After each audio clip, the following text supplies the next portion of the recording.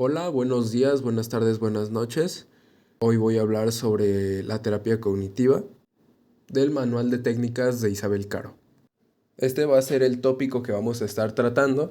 Vamos a ver desde lo que es la terapia cognitiva hasta las indicaciones, contraindicaciones, el diseño del tratamiento, el plan de tratamiento, las tareas y otros detalles que vamos a estar platicando durante esta exposición. Aquí se nos habla principalmente de lo que es la psicoterapia en general.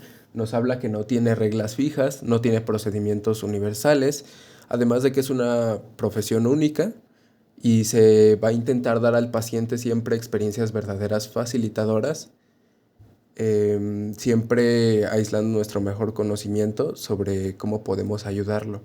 Además, también nos comentan que la psicoterapia depende del sistema de creencias del terapeuta, de la teoría que nosotros vayamos a utilizar. Entonces, esto también depende del origen sociocultural de este modelo, que en este caso sería el modelo cognitivo. Entonces, bueno, también se nos comenta que no existen modos de ayuda buenos o malos, digámoslo así. A lo mejor hay unos que suponen un poco más de peligro, pero esto es algo que no se debe permitir en la psicoterapia. Siempre se debe salvaguardar la seguridad de nuestros pacientes. Entonces, la formación en aspectos éticos siempre va a ser muy necesaria. Además de que el terapeuta también debe tener un sistema de creencias que sea comprensivo, que esté bien fundamentado, que sea defendible, que sea consistente y siempre esté sometido a revisión y adaptación. Entonces, al ser una profesión altamente especializada, se nos comenta que es como un arte. Y pues para dar un arte tienes que estar preparado. Entonces, para dar el mejor arte, debes estar preparado en la Facultad de Bellas Artes. Por ejemplo, así nos comenta la lectura y es una metáfora bastante similar a lo que sería la preparación como nosotros en el terreno de la psicoterapia. La destreza en la psicoterapia cognitiva más que nada se va a basar en cómo el psicoterapeuta utiliza su conocimiento para adecuar sus habilidades a la persona que va a tener que atender, que va a tener que tratar. Entonces, esto es sumamente complejo, pero a pesar de esto también es importante manualizar cómo van a ser los tratamientos. Esto se refiere de alguna forma a generalizar el tratamiento, ya que nunca vas a poder ser completamente especializado para cada persona. Dentro de los principios generales de la psicoterapia cognitiva vamos a tener algunos rubros como por ejemplo que se cuenta con un límite de tiempo que va a ser de las 15 a las 22 sesiones a largo de 3 o 4 meses. Además también se nos aclara que cada sesión va a durar alrededor de una hora y va a ser orientada al problema. ¿Esto qué quiere decir? Que el terapeuta y el paciente se van a focalizar en definir y resolver los problemas actuales que va a tener el paciente. Además, también otra característica de la psicoterapia cognitiva es que es ahistórica. Esto quiere decir es que se centra en el aquí y en el ahora, no vemos cosas del pasado del paciente, solamente nos concentramos en el presente. Otro aspecto es el método científico. Se va a usar en la terapia lo que es recoger datos, que van a ser problemas, pensamientos, actitudes. Vamos a formular hipótesis y vamos a establecer experimentos y evaluar los resultados tal como se haría en un experimento. También otro elemento es la tarea para la casa. Esto es muy importante ya que el paciente va a ser la chamba que va a tener el paciente. Va a recoger datos, va a verificar sus hipótesis de las que hablamos del método científico y también va a practicar sus habilidades cognitivas. Y por último tenemos lo que sería la apertura.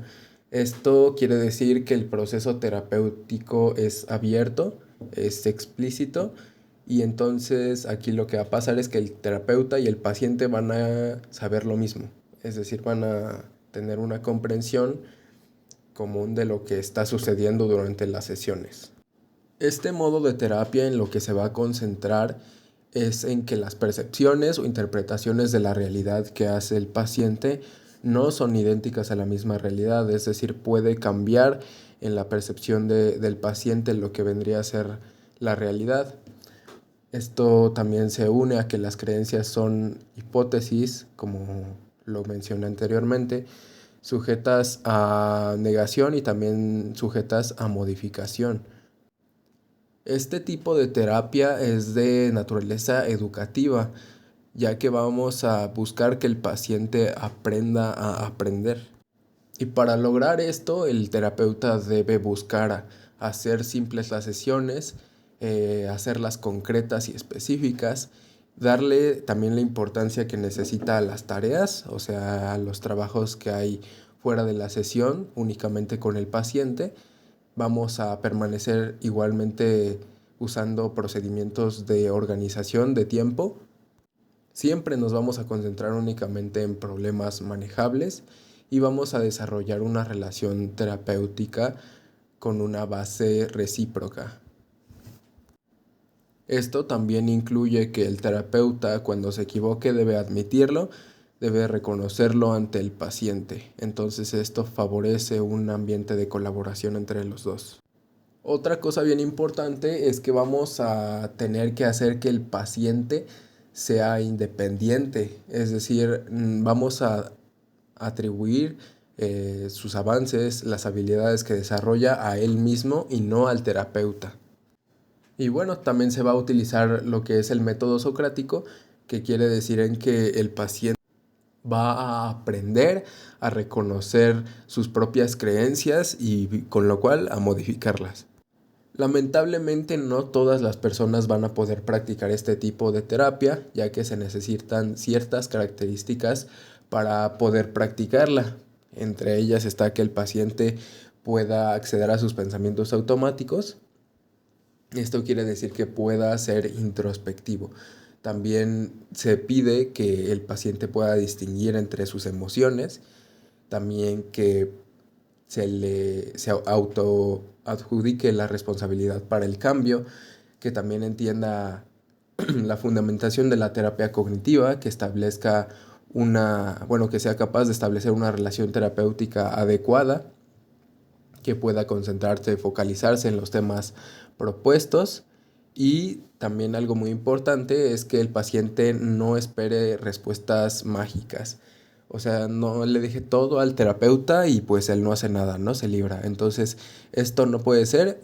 Siempre va a ser un trabajo colaborativo. Entonces, esta parte también es muy importante. También es vital que no tengan problemas muy graves que se salgan de la capacidad del modelo. También se requiere que sientan optimismo por la terapia, que puedan aprender a usar un lenguaje psicológico, que tengan un grado de autodependencia. Esto por lo que decía anteriormente, que los pacientes pueden llegar a ser dependientes si no se les maneja correctamente. Y también es necesario que los pacientes sean capaces de considerar otros puntos de vista, que no se enterquen en una sola cosa. Esto también va de la mano con el nivel de compromiso que tiene el paciente con la terapia. Entonces, generalizando, podemos asumir que la terapia cognitiva es más aplicable al campo de los trastornos emocionales en lugar de a los trastornos de la personalidad, ya que estos pues no cumplen, los pacientes que tienen esto no cumplen con las características anteriormente mencionadas. Se nos señala que una de las habilidades más elevadas que puede tener un terapeuta es desarrollar un buen plan de tratamiento. Se nos dice que el terapeuta no debe ser reactivo ante los problemas del paciente, sino que debe ser un ser proactivo. O sea, esto quiere decir que junto con el paciente vamos a formular una estructura de trabajo que donde se justifiquen las elecciones de metas, las elecciones de técnicas y vamos a también tener la capacidad de anticiparnos a problemas que puedan surgir durante la terapia, durante la relación terapéutica, etcétera. Entonces se dice que una buena conceptualización del caso puede hacer que se reduzca considerablemente el número de sesiones. Y pues hacer una buena conceptualización no es por arte de magia, se necesita mucha preparación, así como dijimos, es como un arte. Entonces se necesita tener todas las herramientas de las cuales también hablaré al final de la exposición. En sí lo que vamos a lograr con el plan de tratamiento es conducir la terapia correctamente. Esto quiere decir que va a haber una buena mezcla entre la teoría y la práctica de la terapia cognitiva y entonces esto va a ayudar a darle sentido al problema del paciente. Entonces ofrece una guía para la elección de las intervenciones, para la elección de los tratamientos. Entonces nos facilita elegir la modalidad que nosotros vayamos a tomar en la terapia. También es importante el aspecto de la colaboración, justamente por lo que mencioné antes, para manejar problemas que surgieran en el proceso de la terapia o directamente en la relación terapéutica. Entonces, con un buen plan de tratamiento vamos a poder saber qué falla para poder poner atención ahí y poder manejarlo de la mejor manera y que la psicoterapia sea de mayor calidad y mayor eficiencia. Aquí se nos menciona una herramienta que puede ser bastante útil en el proceso de la psicoterapia cognitiva, que es usar de alguna manera metáforas con algún objeto, con algún personaje ficticio, para hacerle entender al paciente de una mejor manera cómo es su problema. Por ejemplo, podemos usar un árbol para describirle cómo son sus pensamientos, que va del tronco a muchas ramas, entonces cada rama es un pensamiento. En cuanto a la formulación cognitiva del caso clínico, tenemos que Pearson dice que la formulación del caso se refiere a hacer una teoría sobre un caso en concreto. Entonces, conceptualización y formulación del caso se parecen, pueden estar relacionados o incluso pueden llegar a ser lo mismo en algunos contextos. Pero bueno, justamente esta autora, Pearson, en su primer trabajo planteó el modelo de formulación de caso porque ella quería desarrollar un proceso organizado para diseñar los casos clínicos. Entonces ella hizo la formulación de caso en 2 niveles, en dificultades manifiestas del paciente, como ánimo depresivo, ataques de pánico y mecanismos psicológicos subyacentes, que serían como los déficits psicológicos que causan las dificultades y que son subyacentes.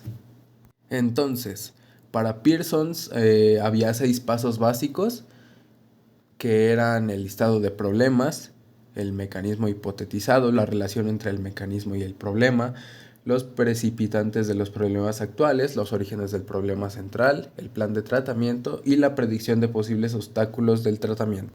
Estos eran inicialmente los rubros que tenía Pearson, pero ya después en el 2001 y colaboró con Davidson, entonces dijeron que la formulación del caso podía hacerse a través de 3 niveles, que sería del caso, del problema o síndrome, que sería utilizar un modelo cognitivo para entender un problema en especial, como por ejemplo el insomnio, y de la situación, que esto sería una formulación de las reacciones que tiene un paciente en una situación específica.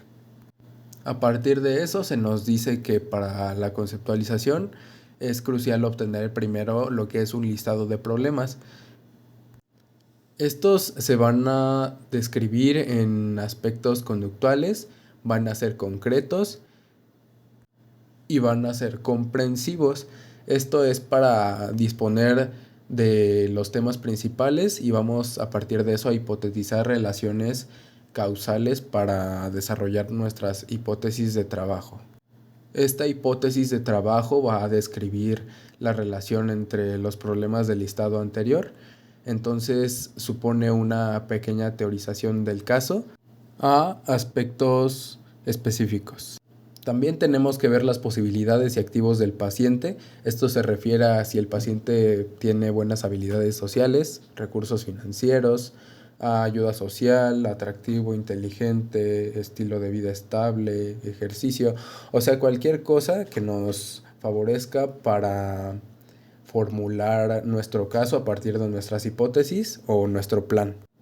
Y hablando de este plan de tratamiento, Este no es parte de la formulación de caso en sí mismo, sino que va a ser una consecuencia. O sea, es a partir de nuestra conceptualización y nuestra formulación del caso que va a salir el plan de tratamiento. Entonces, esto quiere decir que primero vamos a reunir la información y después vamos a ver cómo vamos a actuar.